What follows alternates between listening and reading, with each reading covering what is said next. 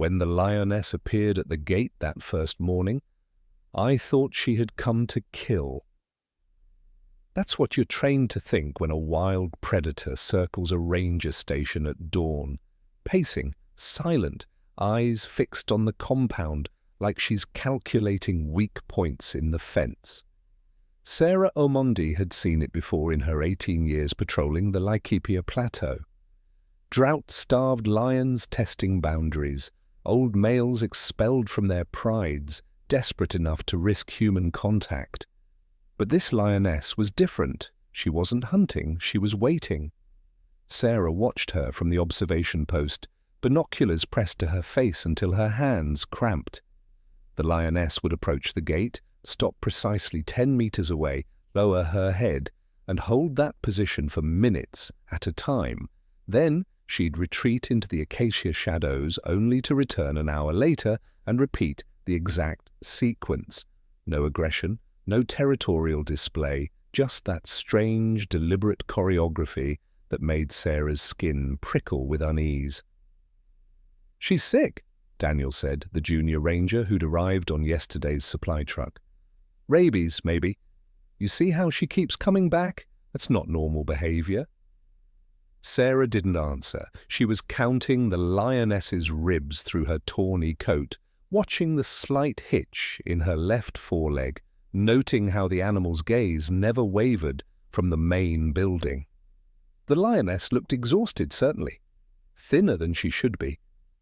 But her eyes were clear, focused, burning with something Sarah couldn't name. Not madness, something else. The second morning, the lioness brought a kill. Sarah found the impala carcass at dawn, deposited 15 meters from the gate, still warm, throat torn clean. The lioness sat 30 meters beyond it, statue still in the tall grass, watching. When Sarah stepped outside to inspect the offering, the lioness didn't move, didn't growl or flatten her ears. She simply observed, as if waiting for Sarah to understand something fundamental that refused to translate across the barrier of species. "This is territorial marking," Daniel insisted, his voice tight with the kind of certainty that comes from textbooks rather than years in the field. "She's claiming this area. We need to call wildlife control, have her relocated before—" "She's not marking territory," Sarah interrupted quietly. Her chest felt strange, tight and expanding at once. "Lions don't leave fresh kills for competitors. They defend them, drive others away." She paused, watching the lioness through the chain link. This is something different. By the fourth morning, Sarah's colleagues were afraid. The lioness had returned every dawn, sometimes depositing kills, sometimes simply lying in view of the station, her presence growing from anomaly to haunting. The pattern held such precise repetition that Sarah began setting her alarm for the lioness's arrival, waking before first light, to watch the animal emerge from the wilderness, as if summoned by invisible covenant. It was on the 7th day that Sarah saw the scar. She'd borrowed the high-powered scope from the equipment locker, the kind used for identifying individual animals in research studies.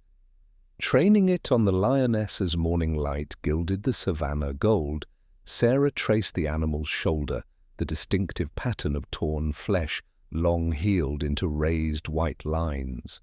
3 parallel marks, a 4th crossing diagonally. Sarah's own arm bore matching scars hidden under her uniform sleeve, the price she'd paid 8 years ago when she'd freed a young lioness from a poacher's wire snare, her hands slick with blood as the trapped animal thrashed and struck, unable to distinguish rescue from attack. Her breath stopped. The scope trembled in her grip, magnifying the impossible truth. The same animal, against every statistical probability, every logical explanation for territorial range and pride dynamics, the same lioness had returned, not randomly, not by coincidence, returned to Sarah. "Dear God," she whispered. The words felt inadequate, too small to contain what was unfolding. Sarah's hands shook as she lowered the scope. In the distance, the lioness rose to her feet in one fluid motion, her amber eyes locked on Sarah's position, as if she'd felt the moment of recognition pass between them. For 3 heartbeats, neither moved. Then the lioness dipped her massive head once, a gesture so deliberate it couldn't be mistaken for anything but acknowledgement, and melted back into the bush. Sarah stood at that observation post until the sun climbed high and her legs went numb, trying to force her scientific training to explain what she'd witnessed. Lions didn't remember individual humans across 8 years. They couldn't conceptualize gratitude or form emotional bonds with other species. Every paper she'd read, every lecture she'd attended, every expert she'd studied under insisted that what she'd just seen was impossible.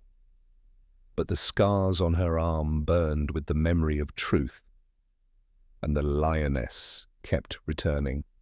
The lioness changed her pattern on the 8th day. Instead of her usual dawn arrival, she appeared at noon, when the heat pressed down like a physical weight and most predators sought shade. Sarah was alone at the station. Daniel had driven to Nanyuki for supplies, and the 3rd ranger, Kamau, was checking fence lines in the southern sector. The timing felt deliberate, as if the lioness had been watching, waiting for Sarah's isolation. This time, she didn't stop at her usual distance. She approached the gate directly, close enough that Sarah could hear the rhythm of her breathing, see the individual whiskers framing her scarred muzzle. The lioness opened her jaws, not in threat, but in that peculiar gesture big cats use when processing scent through the Jacobson's organ. She was reading Sarah, confirming something, then she turned and walked away. Not the casual departure of previous days, but a deliberate withdrawal, 3 steps forward, then a pause. 3 more steps, another pause.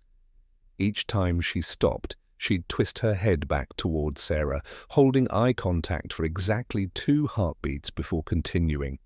The message was so clear it bypassed language entirely. Follow me. Every safety protocol Sarah had ever learned screamed against it. You didn't follow apex predators into open country. You didn't interpret animal behavior as invitation. You certainly didn't trust that a wild lioness, no matter what history existed between you, wouldn't revert to instinct the moment you stepped beyond the protection of the compound. Sarah opened the gate. Her hands were steady on the latch, though her heart hammered against her ribs hard enough to hurt. She grabbed her radio, her medical kit, a canteen of water. Left a note on the desk in case she didn't return. Following the lioness. If you're reading this, send search teams northwest. The words looked absurd written down, the kind of thing that would prompt psychiatric evaluation. But the lioness was waiting 20 meters out, her entire body oriented toward Sarah with an intensity that felt like gravity. They walked for an hour. The lioness maintained her pattern, moved forward, pause, checked that Sarah followed, never too far ahead, never so close that Sarah felt threatened. Through elephant grass that rose above Sarah's waist, across dry riverbeds where the ground cracked into geometric patterns, past umbrella thorns where vervet monkeys shrieked warnings that the women ignored. The sun turned the landscape into a furnace, and Sarah's shirt soaked through with sweat, her breathing labored in the thin air at 1,500 meters elevation. She should have turned back, should have questioned her sanity, her judgment, her ridiculous certainty that this lioness had something to show her. But Sarah's feet kept moving, following the tawny shape ahead, trusting in a way that defied her 18 years of training. The lioness stopped at a cluster of granite boulders, their surfaces smoothed by millennia of wind and rain. She sat down, waited. When Sarah caught up, lungs burning, the lioness rose and moved to the shaded side of the largest boulder. There, hidden from casual view, was a den. And in that den, 3 cubs, maybe 8 weeks old, their eyes still carrying that clouded blue of early infancy. They tumbled over each other, mewling, paws too large for their bodies, completely unaware that a human stood 3 meters away. Sarah's breath caught. The lioness had led her to the most vulnerable thing in her world, had exposed her cubs to a potential threat, violating every protective instinct evolution had hardwired into her species. The risk was incomprehensible. Lions killed to protect their young, fought to the death against anything that approached their dens. Yet here she stood, this scarred lioness, watching Sarah with an expression that somehow conveyed both pride and plea. One of the cubs wobbled toward Sarah on unsteady legs, curiosity overriding caution. The lioness made a soft chuffing sound, and the cub stopped, cocking its oversized head. But she didn't retrieve it, didn't place herself between her baby and the human. She was introducing them, showing Sarah her family the way you'd show a friend your newborn, seeking approval, sharing joy, trusting them to be gentle. Sarah knelt slowly, her knees striking sun-hot rock. Tears blurred her vision, tracking down her dusty cheeks. "I see them," she whispered, her voice breaking. "They're beautiful. You did so well." The lioness rumbled, a sound too low for human ears to process fully, but Sarah felt it vibrate through the ground, through her bones. Recognition, understanding, gratitude flowing between species in defiance of everything science said was possible. When Sarah finally returned to the station 3 hours later, sunburned and dehydrated, Daniel met her at the gate with fury and relief warring on his face. "Where the hell were you? We almost called emergency services." Sarah couldn't answer. How could she explain that she'd just been trusted with a secret more precious than gold, granted access to a world humans weren't supposed to touch? For 2 weeks after the den visit, the lioness stayed away. Sarah told herself this was normal, even healthy. The animal had satisfied whatever impulse drove her to the station, shown Sarah her cubs, perhaps fulfilled some instinctual need to share her success with the human who'd once saved her life. Now she'd returned to the business of survival, to hunting and nursing and teaching her young how to navigate a world that grew more dangerous each year. It made sense. It was the logical conclusion to an extraordinary but finite interaction. Sarah threw herself into routine work with determined focus. Fence repairs, equipment inventory, the endless paperwork that accumulated in a ranger station like sediment. Daniel and Kamau asked about the lioness occasionally, their curiosity tempered by relief that the unsettling visits had ceased. Sarah answered with careful neutrality, offering no details about the den, protecting that sacred trust even from colleagues. But at dawn she still found herself at the observation post, scanning the acacia line. The medical appointment came by phone on a Tuesday morning. Dr. Mwangi's voice was gentle but firm. Sarah needed to come to Nairobi immediately for follow-up tests. The numbers from her last blood work had triggered alarms, patterns that suggested something more serious than the fatigue and weight loss she'd been attributing to field stress. The word cancer wasn't spoken directly, but it hung in the static between their words, heavy and patient. "I'll come next week," Sarah said, her voice sounding distant to her own ears. "Sarah, today, this afternoon if possible." She made excuses, a supply shipment expected, staff shortages, the fence line repairs still incomplete, all true, all irrelevant. Dr. Mwangi sighed, the sound of someone who'd had this conversation too many times. "Next week then, but don't make me send someone to collect you." Sarah hung up and stood motionless in the small office, watching dust motes drift through the window light. She was 42 years old. She'd survived buffalo charges, black mamba strikes, a vehicle rollover that should have killed her. The idea that her own body might succeed where the wilderness had failed felt like betrayal of the most intimate kind. That night, she couldn't sleep. Sarah lay in her narrow bunk, listening to the night sounds of the savannah, the distant whoop of hyenas, the soaring cough of a leopard, the constant insect chorus that rose and fell like breathing. She thought about the lioness's cubs, how fragile they'd looked, how impossible their survival seemed in a landscape of drought and human encroachment. Most lion cubs didn't reach maturity. The statistics were brutal, 60 to 70% mortality before age 2. But some survived, some beat the odds, some grew strong and scarred, and returned 8 years later to impossible reunions. Sarah pressed her palm against her abdomen where the pain had been growing, trying to imagine her cells as those cubs, vulnerable, yes, but also fierce, fighting for their chance. The thought felt both desperate and absurd. Cancer didn't care about metaphor. It didn't honor courage or field experience or the fact that she still had work to finish. The diagnosis came official 3 days after her Nairobi visit. Stage 4 lymphoma, already metastasized to her liver and lungs. Dr. Mwangi spoke in measured tones about treatment protocols, survival rates, quality of life. Sarah heard maybe one word in 5.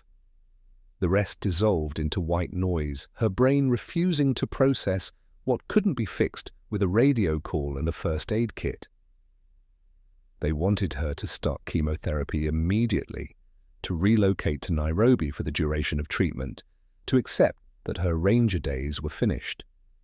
"How long do I have?" Sarah asked. "Without treatment." The silence stretched too long. "Months, maybe 6, maybe less." "And with treatment?"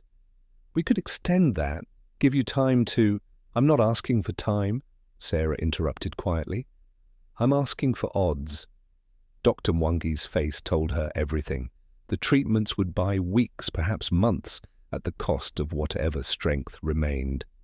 She'd spend her final days in hospital beds and clinic chairs instead of under the thorn trees she'd protected since she was 24 years old. The mathematics were simple and devastating. Sarah returned to the station on a Friday evening, her jeep rattling over the washboard road as the sun dropped toward the western hills. Daniel met her at the gate, concern evident in how carefully he didn't ask questions. She waved him off, climbed to her quarters, and sat on her bunk as darkness filled the room like water. She'd made her decision somewhere on that long drive back. She would stay. Work until she couldn't. Die where she'd lived if the universe granted that mercy. Some rangers got decades. She'd gotten 18 years. It would have to be enough. At dawn the next morning, the Lioness returned. Sarah saw her through the window at first light, a tawny shape materializing from the pre-dawn grey, like something conjured from her own exhausted mind. But this wasn't the confident Lioness of previous visits. This animal moved differently. She limped heavily on her left foreleg, the same leg that had shown weakness before, now clearly injured or infected. Her ribs showed stark beneath her coat, and when she lowered herself to the ground 30 meters from the gate, the movement was stiff, painful, the surrender of a body pushed beyond its limits. Sarah pulled on her boots with shaking hands, her own body protesting the early hour, the persistent ache in her bones that the diagnosis had somehow made more acute. She grabbed her medical kit, pointless, really, since treating a wild lioness was impossible, and stepped outside into air that smelled of dust and distant rain. The lioness didn't move, just watched Sarah approach with eyes that seemed to hold entire conversations. When Sarah stopped 10 meters away, close enough to see the shallow rise and fall of the animal's breathing, the lioness made a sound, not a roar, not a growl, but something between a whimper and a chuff, a plea. "I can't help you," Sarah whispered, her throat tight. "I'm not a veterinarian, and even if I were—" She stopped, unable to articulate the impossibility. You couldn't sedate a wild lion without backup, equipment, protocols. You couldn't approach close enough to treat wounds without risking your life. And Sarah, with her compromised immune system and failing strength, was the last person who should attempt it. The lioness hauled herself to her feet with visible effort. For a moment, Sarah thought she would leave, disappear back into the wilderness to die as wild animals do, alone, hidden, returning their bodies to the ecosystem that birthed them. But instead the lioness began walking, not away, toward the station, toward Sarah. Every survival instinct screamed at Sarah to retreat. An injured predator was the most dangerous kind, unpredictable, pain-maddened, capable of explosive violence. But Sarah's feet stayed planted as the lioness approached, closing the distance to 5 meters, 4, 3. Close enough that Sarah could see the suppurating wound on her shoulder, smell the infection sweet and rotten in the morning air. The lioness stopped. Then deliberately she lay down, rolled onto her side, exposing her injured shoulder fully, stretched her neck, long, vulnerable, throat exposed in the ultimate gesture of submission and trust. She was presenting for treatment, offering herself for care the way domestic animals did, the way no wild predator should understand to do. "Oh, God!" the words escaped Sarah as a gasp. Her vision swam with tears. "You can't know what you're asking. I'm dying. Do you understand? I'm dying, and I can't—" But the lioness just lay there, breathing, waiting, trusting. Sarah knelt in the dust beside 300 pounds of apex predator, her hands trembling as she opened her medical kit.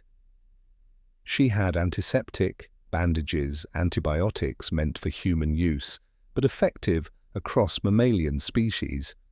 What she didn't have was any guarantee she'd survive the next 10 minutes. One reflex, one moment of pain-driven instinct, and the lioness could end her with a single swipe. The wound was deep, infected, a gash that looked like a territorial fight with another lion, 4 parallel claw marks festering beneath dried blood and dirt. Sarah soaked gauze in antiseptic and pressed it to the wound. The lioness flinched, a tremor running through her massive frame, but she didn't move, didn't snarl or strike.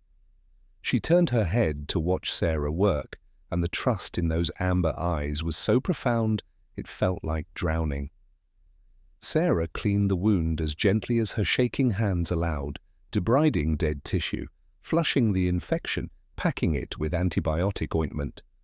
The lioness bore it all in silence, occasionally closing her eyes as if concentrating, breathing through the pain the way Sarah had learned to breathe through her own.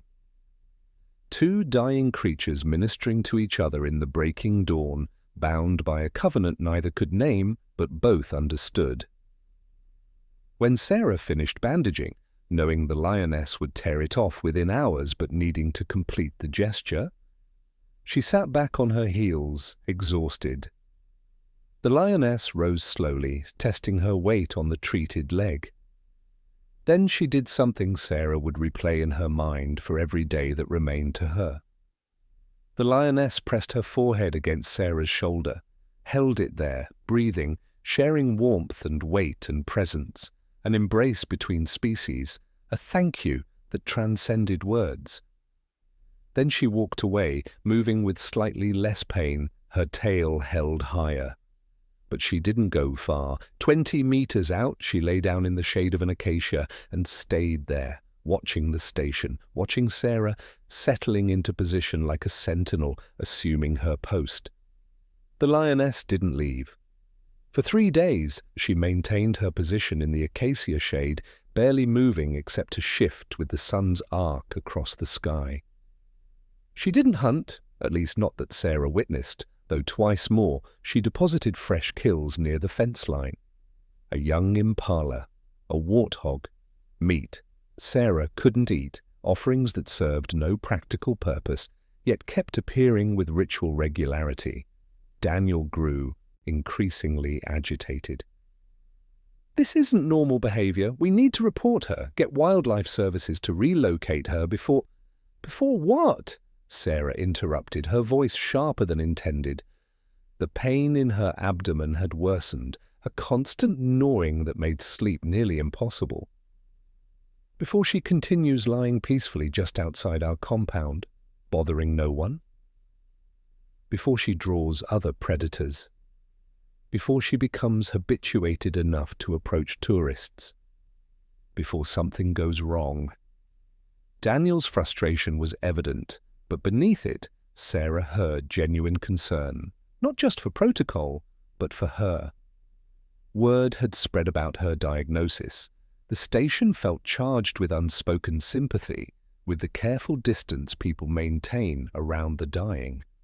Sarah had no counter-argument that wouldn't sound insane. How could she explain that the lioness wasn't habituating, wasn't confused about territory or prey, that she was guarding, that somehow, across the impossible gulf between human and predator, this animal had recognized Sarah's vulnerability and appointed herself protector? On the fourth morning, Sarah collapsed.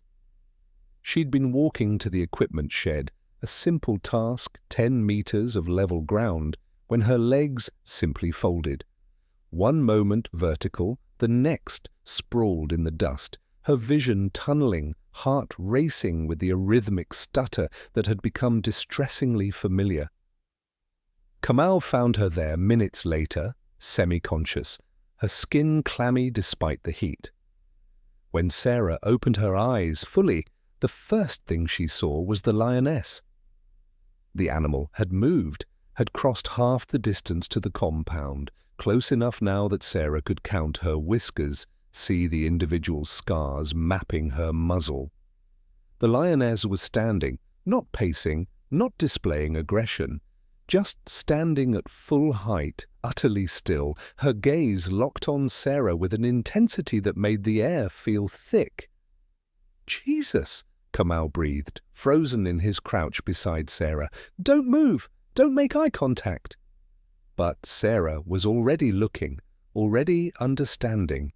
The lioness's posture held no threat. Her ears were forward, not flattened. Her tail hung loose, not lashing. She wasn't preparing to attack. She was alert, the way a mother becomes alert when her cub cries out, the way a guardian responds to danger. "She's protecting me," Sarah whispered. Kamau's grip tightened on her arm. "Sarah, you're not thinking clearly. The diagnosis, the stress. Help me up. You need to stay down. I'm calling for medical." "Help me up." Sarah's voice carried the command of 18 years leading ranger teams. Kamau hesitated, then complied, supporting her weight as she struggled to her feet. The world tilted, nausea rising, but Sarah forced herself to remain standing, to show the lioness she was still functional, still alive. The lioness watched this performance with what Sarah could only interpret as concern. When Sarah finally steadied, taking 2 deliberate steps toward her quarters without Kamau's support, the lioness made that low, chuffing sound, approval, recognition, something, and returned to her position beneath the acacia. Crisis assessed, guardian's duty fulfilled. That evening, hyenas came. Sarah heard them first, the whooping calls that started distant and grew closer, the pack coordination that made hyenas such formidable hunters despite their reputation as scavengers. Through the window, she watched 6 of them materialize from the dusk, their shoulders hunched, ears tracking, moving with the confidence of animals who knew they outnumbered their competition. The lioness rose to meet them.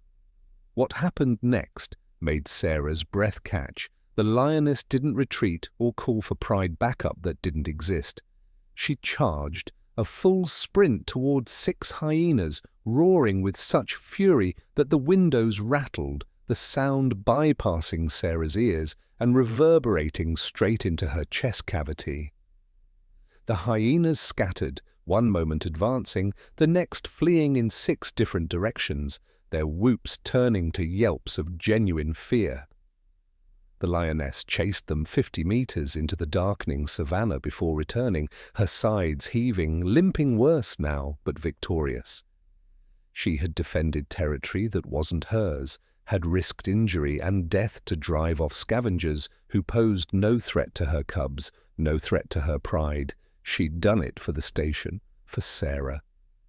Daniel and Kamal stood beside Sarah at the window, all 3 of them silent, watching the lioness settle back into her vigil.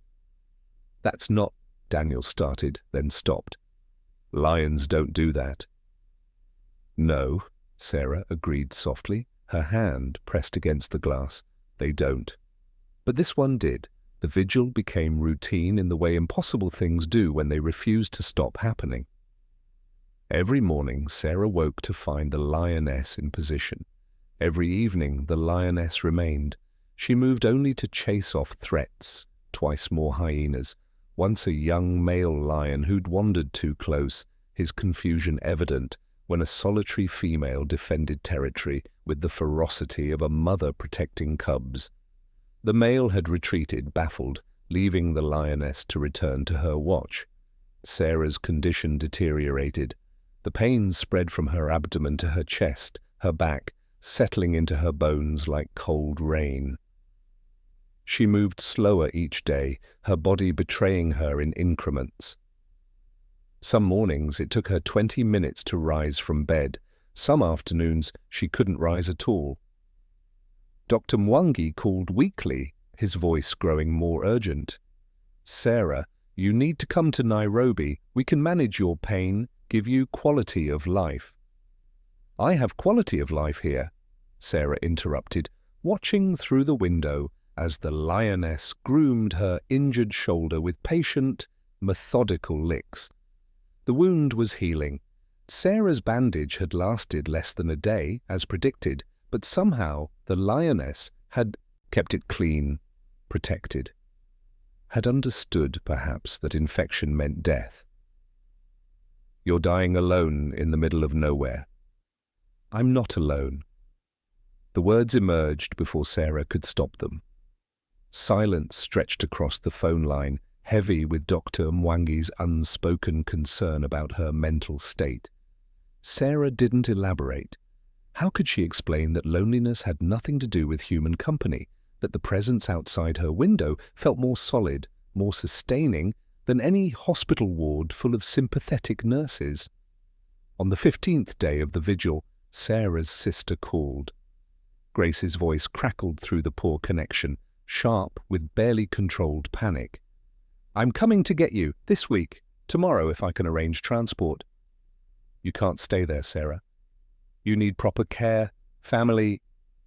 "Grace, don't argue with me. Mama would never forgive me if I let you die out there like some—" Grace's voice broke. "Please, let me take care of you. Let me bring you home." Home. The word felt strange. Sarah had left their childhood village at 18, driven by a hunger for wilderness that her family never understood. Her mother had died disappointed that Sarah chose lions over children, conservation over marriage. And now Grace, dutiful Grace who'd done everything right, wanted to collect her broken sister and make her comfortable for the dying. "Give me 2 weeks," Sarah said quietly. 2 weeks to finish some reports, transition my responsibilities. Then you can come." It was a lie. They both knew it. But Grace accepted it because the alternative, dragging Sarah away by force, was impossible. 2 weeks, Grace agreed, her voice thick. "I'm marking my calendar. If you're not ready, I'm coming anyway." After the call ended, Sarah sat in her small office, surrounded by maps and incident reports and photographs of the land she'd loved more than anything. Except she hadn't loved it more than anything. She'd loved it more than people, more than relationships that required maintenance, vulnerability, the constant negotiation of human closeness. Animals were simpler. Their needs were clear, their loyalty was... But that was the lie, wasn't it? Animals weren't simpler, not this animal. This lioness who'd crossed 12 miles of dangerous territory to reach Sarah, who'd exposed her cubs in an act of trust no wild predator should be capable of, who now stood guard over a dying human with devotion that shamed every half-hearted human relationship Sarah had ever attempted. That night, Sarah dreamed she was the one keeping vigil. In the dream, she had 4 legs, golden fur, a body built for power and grace. She lay beneath an acacia watching a small compound where something precious lived, something she'd sworn to protect. Other predators approached and she drove them back. The sun traced its path and she remained. Her muscles ached, her stomach cramped with hunger, but she stayed. Because 8 years ago, this precious thing had saved her life, had cut metal from her flesh, had spoken in soothing tones while she'd screamed and struggled, had given her the gift of a future. Debts like that couldn't be paid with meat or territory. They required presence, witness, the willingness to stay when every instinct said flee. Sarah woke at dawn, gasping, her pillows soaked with sweat. Through the window, the lioness watched with ancient, knowing eyes, and Sarah understood with sudden, devastating clarity. The lioness wasn't confused about human behavior or suffering from some cognitive malfunction. She knew exactly what she was doing. She was keeping Sarah alive through sheer force of will and presence, guarding her the way one guards the sacred, refusing to let her die alone. The question that rose in Sarah's throat, "Can you feel love?" died unspoken because she already knew the answer. It was lying 30 meters away, starving itself to stand watch. Love didn't require language to be real. On the 19th day, Sarah couldn't get out of bed. The pain had evolved beyond management, beyond the careful rationing of prescription painkillers Dr. Mwangi had sent with the last supply run. Her body felt like it belonged to someone else, a stranger's flesh that refused commands, that turned simple breathing into labor. Kamau found her at noon, still in her bunk, conscious but unable to rise. "I'm calling for medical evacuation," he said, his voice steady despite the fear in his eyes. Sarah wanted to argue but couldn't summon the breath. She heard Kamau on the radio, his words filtering through the fog of pain. Unresponsive. "Stage 4? "Yes. Immediately." The world narrowed to the sensation of her own heartbeat, irregular and failing, a drum losing its rhythm. Through the window beside her bunk, she could see the lioness. The animal was standing now, not lying, her entire body oriented toward the station, with an alertness that bordered on agitation. She paced 3 steps left, 3 steps right, her tail lashing. She could sense it, Sarah realized, could smell or hear, or simply know that something had changed, that Sarah was slipping away. The lioness began to vocalize, not the roar of territory or hunting, but a sound Sarah had never heard from her before, a series of low, urgent calls, almost like questions, calling for Sarah the way a mother calls for a lost cub. The sound pierced through Sarah's pain fog, reaching some primal part of her brain that responded to distress across species boundaries. "She knows," Sarah whispered. Kamau paused in his radio coordination. "What?" The lioness. "She knows I'm dying." Kamau's face twisted with pity and frustration. "Sarah, the helicopter will be here in 90 minutes. Just hold on. Your sister is meeting you in Nairobi." But Sarah wasn't listening. She was watching the lioness through the window, watching her pace and call, watching her whole body vibrate with distress she couldn't act upon. The lioness had faced down hyenas, fought off a male lion, maintained 3 weeks of vigil. but she couldn't breach the walls that separated them, couldn't reach the one she'd sworn to protect. The helicopter arrived at sunset, its rotors scattering dust and sending nearby animals fleeing. Everyone except the Lioness. She held her ground as the aircraft descended, her body low and tense, ears flattened against the mechanical roar. When two paramedics emerged and began loading Sarah onto a stretcher, the Lioness moved closer, 10 meters from the compound now, close enough that the helicopter pilot started shouting warnings through the radio. "There's a lion! Abort! There's a lion right there!" "She won't attack," Sarah managed through the oxygen mask they'd strapped to her face. Her voice was barely audible over the rotors. "She's saying goodbye." The paramedics exchange glances, the look medical professionals share when patients start talking nonsense, and hurried their loading. Sarah twisted against the stretcher restraints, desperate for one more glimpse. The Lioness was sitting now, head raised, watching as they carried Sarah toward the helicopter. Her mouth opened in another of those calling vocalizations, the sound swallowed by the engine noise. Sarah reached out one hand, a gesture the Lioness would never see. As they lifted her into the helicopter, Sarah caught one final image. The Lioness rising to her feet, taking 3 steps forward, then stopping. Held there by the invisible barrier of fear that even 3 weeks of vigil couldn't overcome.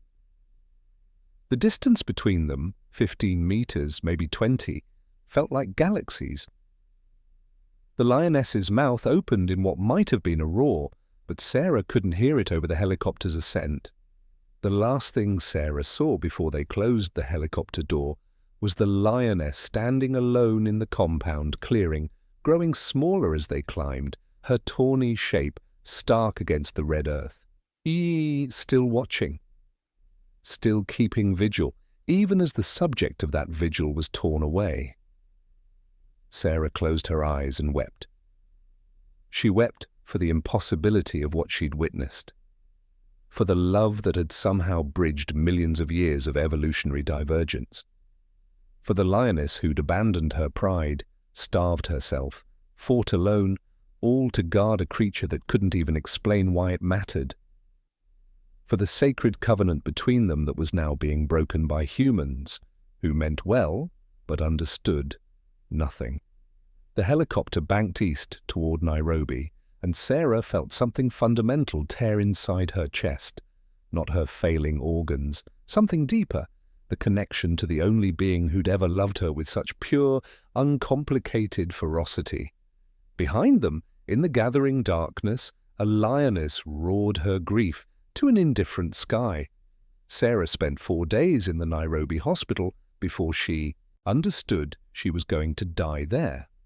The doctors were kind, efficient, optimistic, in that practiced way medical professionals adopt when the truth is too brutal for direct telling. They administered treatments, adjusted medication dosages, spoke in careful euphemisms about comfort and quality time remaining. Grace visited daily, holding Sarah's hand, talking about childhood memories Sarah could barely access through the morphine haze. But Sarah wasn't in Nairobi. Not really. She was 30 meters from an acacia tree, watching a tawny shape keep impossible vigil. She was kneeling in dust beside 300 pounds of trust. She was feeling a massive forehead press against her shoulder in the only embrace that had ever felt like coming home. On the 5th morning, Sarah made her decision. She waited until Grace left for lunch, then disconnected her IV with hands that shook from weakness and determination. Getting dressed took 20 minutes, her body a collection of betrayals, each movement negotiated with pain. She had maybe $300 in her wallet, enough for a taxi to the outskirts, a matatu heading north, then hitchhiking the final stretch. It was insane. It would probably kill her. She did it anyway. The journey took 11 hours and used every molecule of strength Sarah possessed. By the time she reached the ranger station, it was near midnight. She'd vomited twice, passed out once in the back of a pickup truck, and nearly accepted defeat a dozen times. But something deeper than will kept her moving, something that recognized she couldn't die in a sterile hospital room, couldn't let her last breath be filtered through machines and fluorescent lights. If she was going to die, it would be under the stars she'd guarded for 18 years. Kamau nearly had a heart attack when Sarah stumbled through the station door. "Jesus Christ, Sarah, what? How did you? We need to call the hospital immediately." "No!" Sarah's voice was barely a whisper, but it carried absolute authority. "No hospitals, no helicopters. I came back to die here. Let me have that." Kamau's face crumpled. He was young, barely 25, and the weight of this moment was too much. But he helped her to her quarters, got her into bed, brought water she couldn't drink. He didn't argue. Sometimes mercy looks like surrender. "The Lioness," Sarah managed. "Is she—" "Gone." Kamau's voice was gentle. "She stayed for 3 days after they took you. Wouldn't eat, wouldn't leave. Then one morning she was just gone." "I'm sorry, Sarah. I think she thought you were dead." Sarah closed her eyes against the tears. Of course, the Lioness had left. She'd kept vigil until the vigil became meaningless, until the one she guarded had vanished, taken by the incomprehensible movements of humans. The Lioness had done everything possible, and it hadn't been enough. So she'd returned to her cubs, to her territory, to the life that made sense. Sarah drifted in and out of consciousness through the night, pain and morphine blurring the boundaries of awareness. She dreamed of golden eyes and dusty earth, of scars that matched across species, of a covenant written in blood and honored beyond all reason. Dawn came soft and pink through her window. Sarah woke to the sound that had defined 3 weeks of her life, the low, resonant chuff of a lioness announcing her presence. For a moment she thought she was hallucinating, that her dying brain was offering a final kindness. But Kamau's sharp intake of breath from the doorway confirmed it was real. "She's back," Kamau whispered. "Sarah, she's back." Sarah used the last of her strength to turn her head toward the window. There, in her exact previous position beneath the acacia, sat the Lioness. She looked thinner, more worn, but her eyes held that same impossible awareness. She had returned, had somehow known that Sarah came home. The vigil resumed as if it had never been interrupted.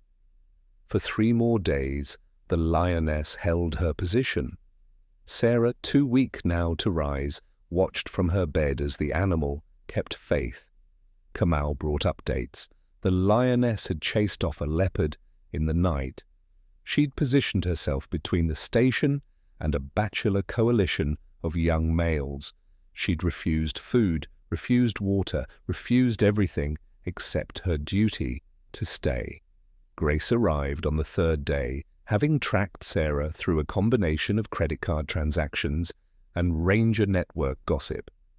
She stood at Sarah's bedside, tears streaming, prepared to unleash fury at her sister's recklessness. But then she looked out the window at the Lioness, and the anger died unspoken. "That's her," Sarah whispered. "The one I saved. She came back for me." Grace watched the Lioness for a long moment, her medical training warring with what her eyes showed her. "Sarah, animals don't—" "I know what animals don't do." Sarah's words came slowly, each one costing breath she couldn't spare. "I've studied them for 18 years. This Lioness doesn't care what the textbooks say. She's rewriting them. If your heart is racing right now, you understand what I'm trying to tell you. This isn't fantasy or metaphor. This happened. This is still happening. If you believe that love transcends species, that some bonds are written deeper than evolution, subscribe to the channel. These are the stories that change how we see the world." Grace pulled a chair to Sarah's bedside and took her sister's hand. Then I'll stay too, she said quietly. If she's keeping vigil, so will I. Outside, the lioness lowered her head to her paws, eyes never leaving the window. 3 beings, 2 human, 1 predator, settled in to wait for whatever came next. Together, the way sacred promises demand. The remarkable thing wasn't that Sarah began to recover. It was that everyone watching understood it was impossible. Dr. Mwangi arrived on the 6th day of Sarah's return, prepared to declare her incompetent and arrange forced medical transport. He performed his examination in tense silence, pulse, blood pressure, oxygen levels, palpating the tumor masses that should have been killing her with aggressive efficiency. When he finished, he sat back and stared at his notes as if they'd betrayed him. "Your pain levels are down," he said finally, "significantly. Your vital signs are not good, but better than they were 5 days ago. I don't understand it." Sarah turned her head toward the window where Grace stood, watching the lioness. "She won't let me die," Sarah said simply. "Not while she's here." Dr. Mwangi followed her gaze. He'd been briefed about the lioness, had dismissed it as stress-induced delusion or the romantic anthropomorphizing of a dying patient. But now he watched the animal through the glass. Her alertness, her positioning, the way her entire body oriented towards Sarah's room as if connected by invisible threads. "That's not scientifically possible," he said, but his voice held uncertainty. "Neither is a wild lioness maintaining a month-long vigil," Grace pointed out quietly. "Neither is her fighting off predators to protect a human. Neither is any of this. But I've been here 3 days now, Doctor. I've watched her. She doesn't move unless there's a threat, doesn't hunt, barely drinks. She's choosing to stay, choosing to keep my sister alive through sheer force of presence." Dr. Mwangi had no response. Medical science had no category for this, no diagnostic code for will to live sustained by interspecies covenant. He prescribed pain medication, left contact information, and departed with the expression of a man whose fundamental understanding of biology had been shaken. The vigil continued for 2 more weeks. Sarah's condition stabilized in a way that defied every prognosis. The tumors didn't shrink. Scans confirmed they were still there, still growing, still lethal. But something in Sarah's body had decided to fight, to buy time measured in days and hours, each one a gift she spent watching the lioness through her window. They fell into rhythm together, woman and predator. Sarah would wake at dawn to find the lioness already alert, waiting. Through the day, their breathing would synchronize. Sarah could feel it, the way their inhales and exhales aligned like a shared heartbeat. When pain spiked and Sarah's breathing became labored, the lioness would rise to her feet, watching with such intensity that somehow, impossibly, the pain would crest and recede. Grace documented it all. Photographs, video, detailed notes written in the margins of medical textbooks that had no explanation for what she witnessed. "Someone needs to believe us," she told Sarah. "Someone needs to know this happened." On the 21st day of the resumed vigil, Grace had to return to Nairobi. Work obligations. She couldn't postpone family responsibilities that demanded her presence.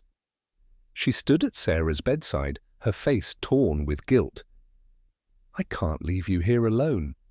"I'm not alone," Sarah said, her voice stronger than it had been in weeks. "I've never been alone, not since she came back." Grace looked out at the lioness, then back at her sister. "I'll return in 4 days. Promise me you'll still be here." "I promise." Sarah held her sister's hand. "She won't let me go yet. She's not done keeping me safe." After Grace left, Sarah asked Kamau to help her outside. It took 20 minutes to make the 10-meter journey from her bed to a chair positioned just inside the compound gate. Every step was negotiated with exhaustion and pain, but Sarah needed to be closer, needed the lioness to see her, awake and present, proof that the vigil mattered. When Sarah settled into the chair, wrapped in blankets despite the heat, the lioness stood. She walked forward slowly, closing the distance until only the fence separated them. 3 meters. 2. Close enough that Sarah could see her reflection in those amber eyes, close enough to count heartbeats. They sat together in the afternoon sun, dying woman and devoted lioness, separated by chain link and species, and every law of nature that said this couldn't happen. The lioness lowered herself to the ground, her massive head resting on her paws, her eyes never leaving Sarah's face. And Sarah understood with a clarity that pierced through morphine and pain that she was witnessing something humans weren't meant to see. A kind of love that existed before language, before civilization, before we built walls between ourselves and the wild things. "Thank you," Sarah whispered, "for coming back, for staying, for showing me that love doesn't need words to be real."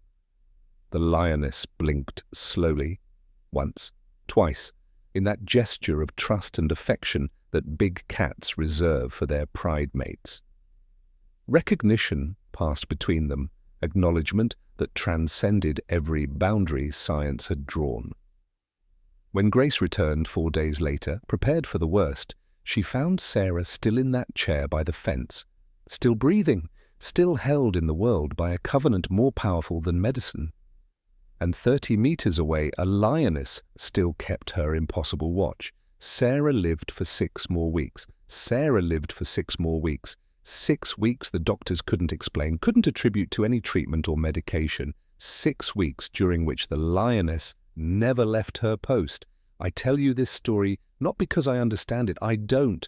I've spent months trying to reconcile what Grace documented, the photographs, the videos, the medical records, with everything I know about animal behavior, about predator cognition, about the supposed boundaries between human and wild. Every explanation I construct falls apart under the weight of what actually happened. The lioness didn't benefit from this vigil. She sacrificed prime hunting weeks, abandoned her territory during a crucial period, risked starvation to keep watch over a creature that offered nothing in return. No evolutionary biologist can explain the advantage.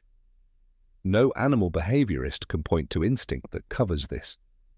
She chose to stay, chose to love, chose to honor a debt 8 years old with the entirety of her remaining strength.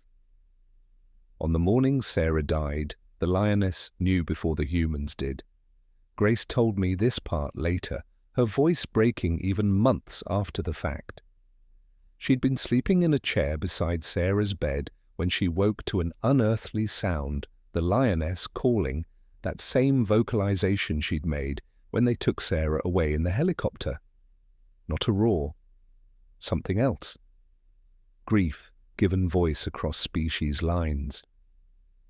Grace checked Sarah's pulse and found nothing. Her sister had died quietly in the pre-dawn darkness, her face peaceful, her hand still warm. And outside, the lioness was already mourning, already saying goodbye to the human who'd saved her life 8 years ago and whom she'd fought to save in return. The lioness stayed for 3 more days beside Sarah's grave. They buried her at the station in sight of the acacia tree where the vigil had been kept. Then, on the 4th morning, she was gone, returned to her territory, to her cubs, to the life that waited.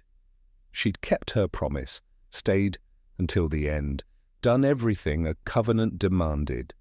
Grace still works in Nairobi, still practices medicine with the same skepticism and science she was trained in.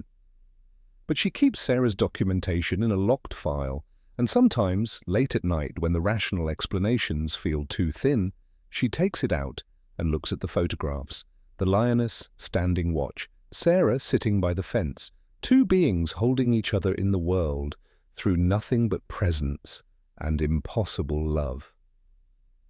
I asked Grace once if she believed it, if she truly thought the lioness understood what she was doing, that it was love, and not some elaborate instinct we haven't named yet. Grace was quiet for a long time. Then she said, "I watched that lioness fight off 6 hyenas to protect a human who couldn't offer her anything. I watched her starve herself for weeks rather than abandon her vigil. I watched her grieve beside my sister's grave with a sorrow I've only seen in humans burying their children. So yes, I believe, because I was there. And belief isn't required when you've witnessed the impossible made real. If you've also encountered wonder in the animal world that science can't explain, share your story in the comments.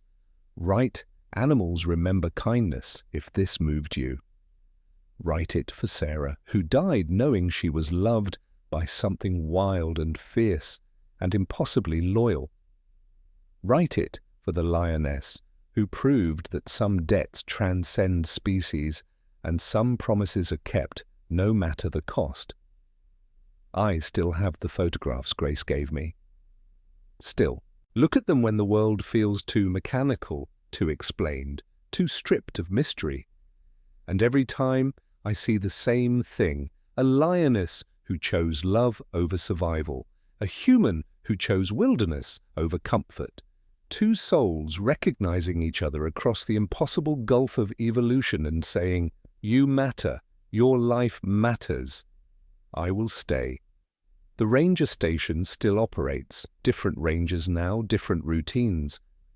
But Kamau told me that sometimes, early morning or late evening, they'll see a lioness at the fence line just sitting, watching, never threatening, never approaching too close, just present, keeping vigil over ground where something sacred once happened.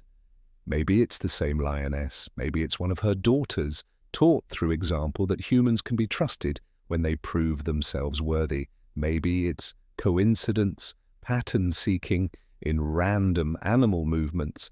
But I don't think so. I think some covenants don't end with death. Some debts get passed down through generations. Some loves are strong enough to echo across years and teach others how to honor what matters. Sarah Omondi spent 18 years protecting the wilderness she loved. In the end, the wilderness protected her back, kept her company in dying, refused to let her face the final darkness alone. That's not instinct, that's not behavioral conditioning, that's grace, that's wonder, that's proof that we share this world with beings whose capacity for loyalty and love we've barely begun to comprehend. Animals remember kindness, and when we're worthy of it, they give us back something more precious than gratitude. They give us witness. They show us that we're not alone in the vastness. That connection is possible across every divide, that love, real love, doesn't need language or logic or evolutionary advantage to be absolutely devastatingly real.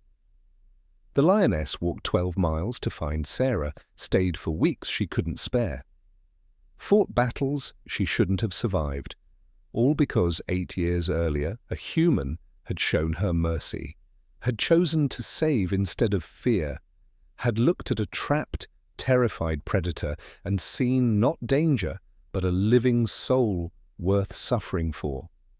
That's the story. That's what happened. Believe it or don't. Grace has the proof for anyone who needs it. But for me, I don't need proof anymore. I just need to remember that somewhere in the Laikipia Plateau, a lioness once loved a human so fiercely that she held death at bay through nothing but will and presence. And that's enough to change everything you think you know about the boundaries between us and them, between wild and human, between possible and impossible. Some things happen that shouldn't. Some loves exist that science can't measure. And sometimes, if we're very lucky, we get to witness them. Sarah was lucky, the lioness was lucky, and we, hearing this story, carrying it forward, we're lucky too, because now we know. Now we've seen proof that the world is stranger and more beautiful than we imagined, that we're surrounded by consciousness and feeling and loyalty that doesn't require our understanding to be utterly, completely real.